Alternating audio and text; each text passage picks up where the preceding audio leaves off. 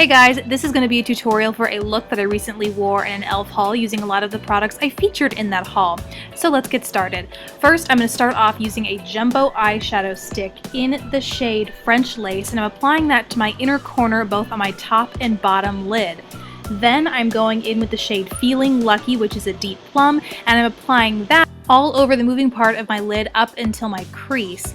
And I didn't use a base in this tutorial, however I would recommend doing so. I didn't notice these creasing a whole lot, especially when set with shadow, but when it gets in the crease I did notice it falling apart a little sooner.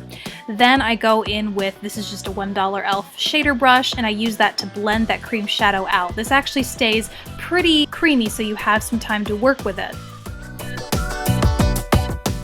Next, I'm going in with an e.l.f. long-lasting lustrous eyeshadow. This is in the shade Confetti, which looks like a white, but is actually very sparkly and has sort of multicolored glitter. And I'm using the same e.l.f. flat shader brush that I used before to apply that to my inner corner. Then, using my finger, I'm going in with the shade Toast of the same kind of eyeshadow, and I'm placing that all over the moving portion of my lid. And then last, using an e.l.f. angled brush, I'm going into the shade Party and placing that in my outer corner and slightly through the crease. Using a felt tip liquid liner from a Physicians Formula Sexy Booster Liner Trio, I'm using that to give my eyes a nice dramatic line with a slight flick at the end. Then I'm applying Sleek's Full Fat Lash Mascara to both my top and bottom lashes.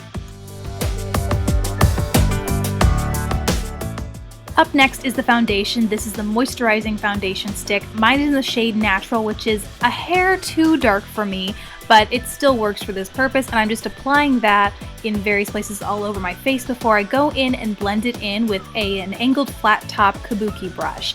I said this in the haul, but it's worth mentioning again that I still find this foundation to be really smooth and easy to blend in, especially for a stick foundation, so look for a review of that coming up soon. And following that is concealer. This is e.l.f.'s HD Lifting Concealer. Mine is in the shade Fair, and I'm just lightly dabbing that right underneath my eyes and slightly down the sides of my nose. And then I'm going in with the same angled flat top kabuki that I used with my foundation to blend it in. I think it did a pretty good job at canceling out the discoloration I had in my under eye area. Moving on to bronzer, this is a Studio Baked bronzer in the shade Maui, and I'm just using a fluffy blush brush to apply that to the back of my cheekbones, as well as my temples and underneath my jawline.